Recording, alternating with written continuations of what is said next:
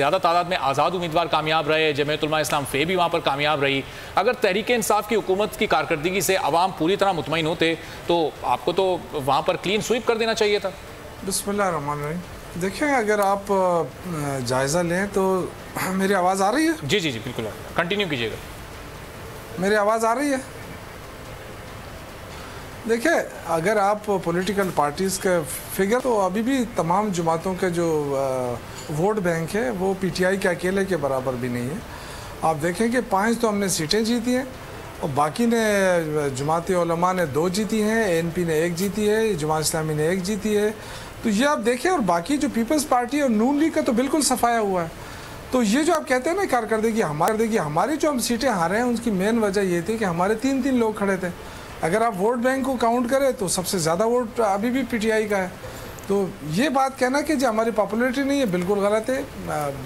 हम अगर हारे हैं या सीटें कम हुई है तो सिर्फ अपनों की वजह से हुई। जिस तरह खान साहब हमेशा कहता है कि पीटीआई को सिर्फ पीटीआई मार दे सकती है, तो वो यहाँ पे ये फार्मूला अप्लाई हुआ है। बाकी देखें, हमारे पार्ट पे जो गवर्नमेंट है उसके पार्ट पे था कि पुरअमन इंतखाबात कराना, शफाफ इंतखाबात कराना। इसमें हम कामयाब हुए हैं और पूरी दुनिया ने देखा कि हमने कहीं भी मुदाखलत नहीं की। जो और लोगों ने भी फील किया, मीडिया ने भी उस पर अपनी राय दी है और मीडिया ने भी बताया कि जी बिल्कुल इलेक्शन में किसी किस्म की धांधली तो छोड़े कि किसी किस्म की मुदाखलत नहीं हुई है। और वही खासादार, वही लेवीज जिसके बारे में कहा जाता रहा कि जी इनको पुलिस में इंडक्ट करना मुश्किल होगा, जब ये होंगे तो ये परफॉर्मेंस नहीं दे सकेंगे।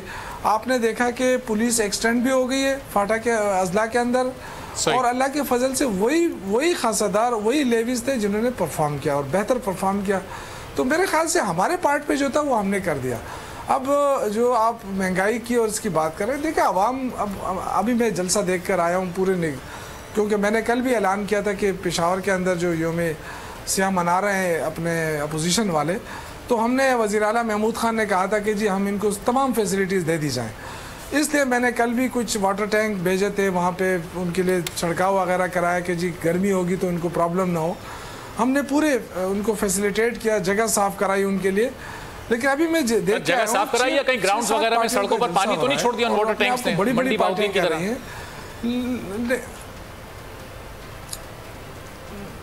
नहीं, हमने बिल्कुल, मैंने कहा ना, छिड़काव कराया और फिर उसको साफ़ किया।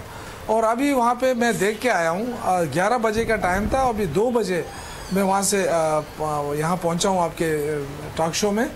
तो आप यकीन 2-2.5 हज़ार लोग मुश्किल से ये भी नहीं होंगे। तो आप अंदाज़ा करें कि 6-7 पार्टियों का जलसा आया। इमरान खान जब अपोजिशन में थे तो वो जब जलसा करते थे तो हमारे पास जगह ही नहीं होती थी पेशावर में कि जलसा कहाँ करें, इसलिए कि लोग इतने ज़्यादा आते थे।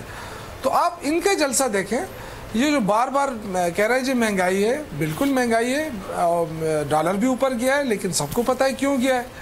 जब आप लूट मार करते हैं हुकूमत के लेवल पे तो फिर तो डॉलर, ये तो अभी भी अगर इमरान खान ना होता और उसकी हुकूमत ना होती और इसको सख्त फैसले ना करता इतनी बहादुरी के साथ, दलेरी के साथ, तो आप यकीन करिए 500 पे जाता डॉलर और आज लोग बोरियों में पैसे लेके फिर आते। सही। लेकिन वो जो सख्त फैसले उन्होंने किए, गैर पॉपुलर फैसले हैं, लेकिन किए इस मुल्क के खातिर, अपनी मईशत को ठीक करने के लिए। देखिए, हम हर चीज़ मसनूई लेते हैं। हम कहते हैं जी कर्जा ले लिया तो बात ख़त्म हो जाएगी। असल चीज़ है आपकी इम्पोर्ट एक्सपोर्ट में जो बैलेंस आया है उसको आपने बैलेंस करना है। और उसके लिए जो खान साहब ने कोशिश की, अभी अमेरिका का दौरा करके आए आप, माशाल्लाह आप देखें, कम से कम कौम का सर से फ़ख्र से बुलंद हुआ है, उनको लेट डाउन नहीं किया है। पहली मरतबा अमेरिका ने तस्लीम किया है कि पाकिस्तान वाकई दहशतगर्दी के खिलाफ कुर्बानियाँ दी हैं। तो ये चीज़ें 70 साल से हम सुन रहे थे और स्ट्रगल कर रहे थे कि जी मसला कश्मीर कोई बड़ी कुव्वत तस्लीम करे। चलिए शौकत साहब, ये तो आपसे कह रहे हैं कि इंटरनेशनल लेवल पे तो पाकिस्तान का परसेप्शन चेंज हुआ है।